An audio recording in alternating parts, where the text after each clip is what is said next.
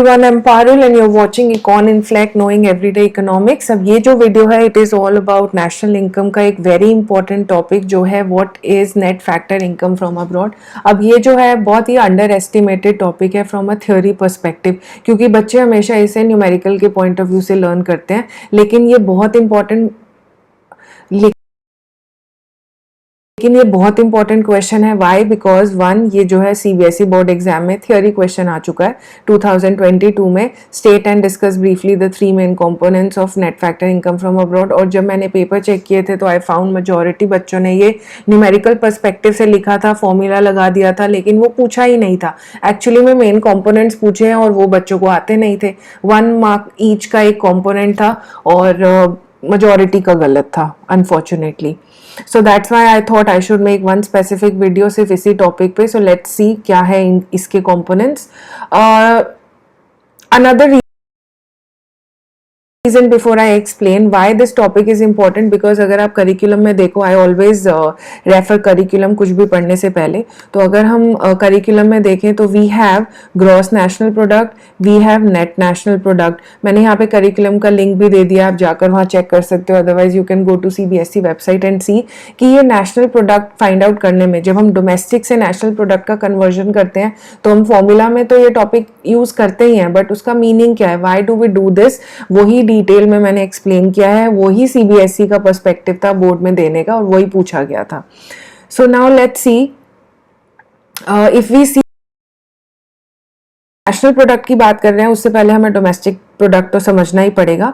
GDP is basically क्या होता है, किसी भी इकोनॉमी में जो पूरे एक फाइनेंशियल ईयर में, पूरे एक साल में जो भी फाइनल गुड्स एंड सर्विसेज, मतलब वो गुड्स एंड सर्विसेज जो फाइनली कंज्यूमर कंज्यूम कर लेता है या इन्वेस्टमेंट पर्सपेक्टिव से होते हैं, उन गुड्स की जो मॉनेटरी वैल्यू है that is gross domestic product. अब हम मॉनेटरी वैल्यू इसलिए ले रहे हैं बिकॉज हर गुड जो है डिफरेंट क्वांटिटी में प्रोड्यूस किया जाता है। माइक्रो में हम सिर्फ एक गुड की बात कर रहे थे, but when it comes to macro we always talk about सारे गुड्स एंड सर्विसेज जो एक इकोनॉमी में प्रोड्यूस हो रहे हैं, plus because they are in different units, तो उनका जो हम सिंगल यूनिट में कन्वर्जन करते हैं उसकी मॉनेटरी वैल्यू को जब हम ऐड कर देते हैं, what we get is gross domestic product. Now the question is, जो भी हमारा जीडीपी आ रहा है या जो भी इकोनॉमी का जीडीपी है, that whole of it may not accrue to the citizens of the country. Why? Because कुछ जो भी हमारा जीडीपी हमारी कंट्री में ऑब्टेन हो रहा है उसमें जो है कुछ कंट्रीब्यूशन उन लोगों का भी है जो हमारी इकोनॉमी में इकोनॉमी के सिटीजन्स नहीं है, प्लस जो इंडियन सिटीजन्स हैं और वो जो बाहर जाके काम कर रहे हैं उनकी इनकम को हम कैसे ट्रीट करें, क्योंकि legally they are actually citizens of India but they are working abroad, तो पैसा तो वो भी कमा रहे हैं। सो उसका कन्वर्जन करने के लिए क्या करना चाहिए, how should we take the earnings made by Indians abroad or by the factors of production owned by Indians abroad। तो अब वही देखते हैं।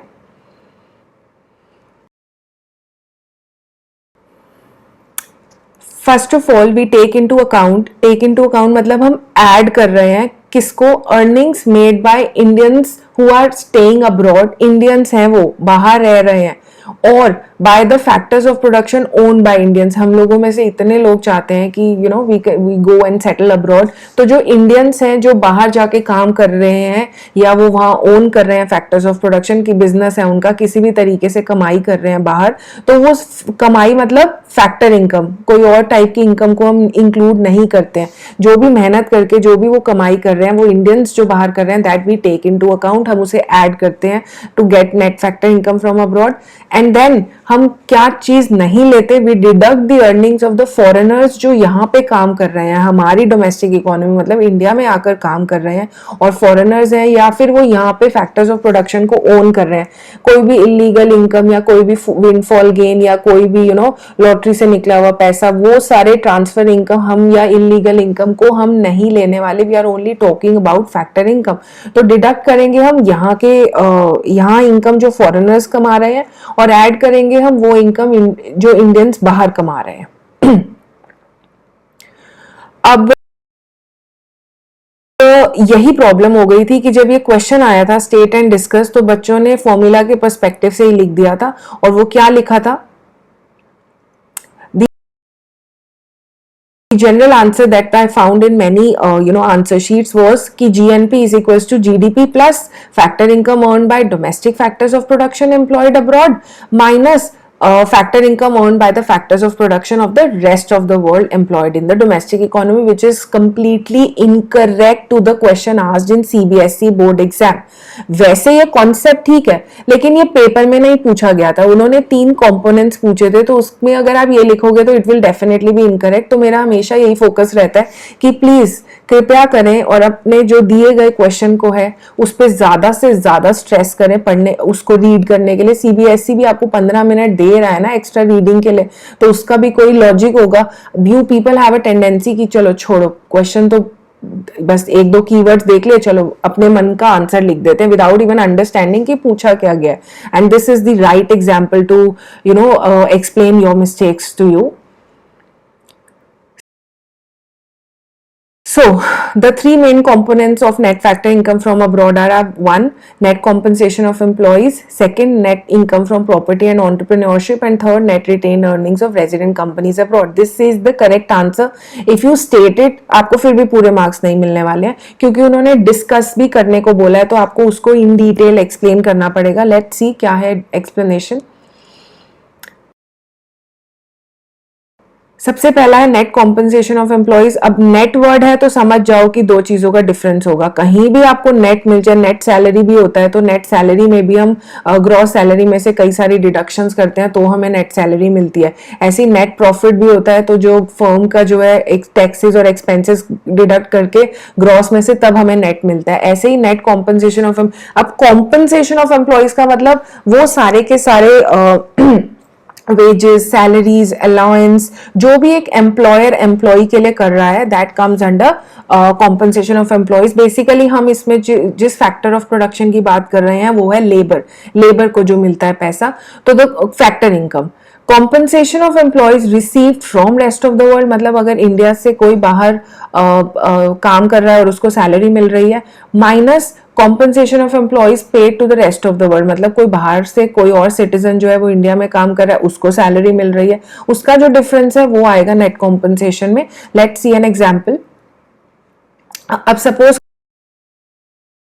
करो इंडिया में अमेरिकन एम्बेसी है, इंडिया में बहुत सारी कंट्रीज की एम्बेसी है, तो अगर इंडिया में एक अमेरिकन एम्बेसी है और उसमें जो है एक इंडियन एम्प्लॉय काम कर रहा है. अब इंडियन एम्प्लॉय तो अपनी कंट्री में काम कर रहा है, लेकिन जो उसे पैसा मिल रहा है वो अपने इंडियन कंपनी से नहीं मिल रहा है, पैसा उसे अमेरिकन एम्बेसी से मिल रहा है. जो उसे सैलरी आएगी वो उस कंट्री की एम्बेसी से आ रही है. इसी को ही हम बोलते हैं factor income earn from abroad.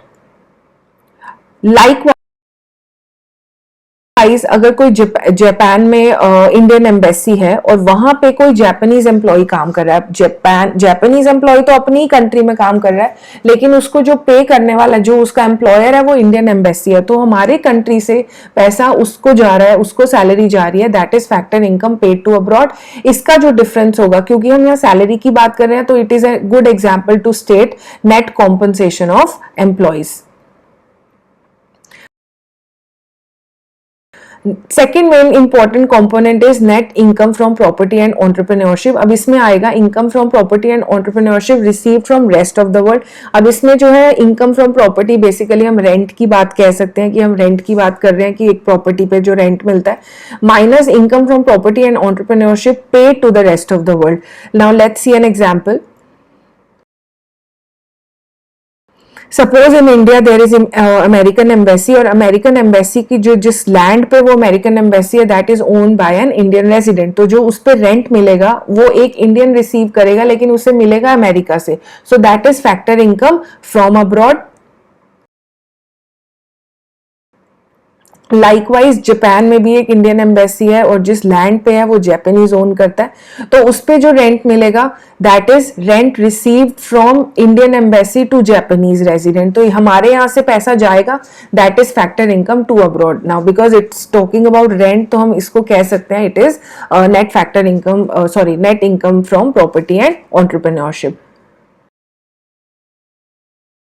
Third जो इंपॉर्टेंट कंपोनेंट है वो है net retain earnings of resident companies abroad. Retain earnings मतलब वो पार्ट ऑफ प्रॉफिट जो फर्म्स जो हैं अपने पास रखती हैं for future investments.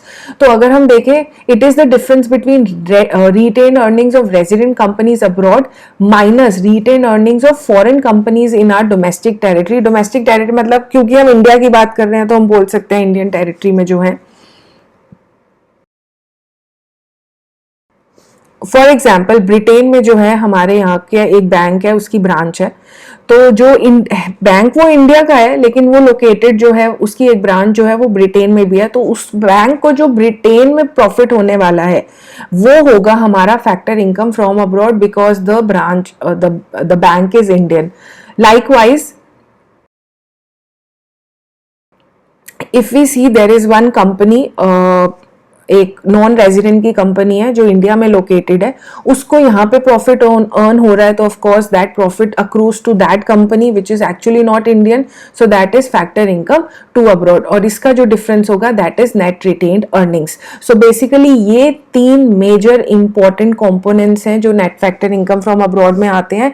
And this is actually the theoretical answer to this particular question. Please don't write it in formula terms. Another thing is, children, I generally prefer to make a video on one particular topic from a particular chapter ताकि वो detail में समझ में आ जाए. And if you like my content, please do go to my channel and subscribe. And there is, if once you subscribe you will see a community heading. उसमें आप जाकर बहुत सारे MCQs और बहुत सारे one marker questions देख सकते हो. subsequently I'll keep on adding more and more. तो आप वहाँ पर जाकर अपनी प्रैक्टिस के लिए उन्हें चेक कर सकते हो और साथ साथ आपको आंसर भी मिल जाएगा. Plus you can also visit shorts column जहाँ पे मैं रीसेंट चेंजेस या रीसेंट अपडेट्स शॉर्ट कुछ 30 सेकेंड्स या 60 सेकेंड्स में आपको बताने की कोशिश करती हूँ. And then you can of course go to the videos where you can get an elaborate explanation of a particular topic. Basically it doesn't matter what others are doing, it always matters what you are doing. So please keep doing, even if you take a small step, लेकिन आप करते रहिए, you will eventually reach to your target. And thank you so much for watching my content. Please do subscribe to my channel and you can also visit my Instagram page where you can get various MCQs and various different questions जो आप practice कर सकते हो. Thank you so much everyone.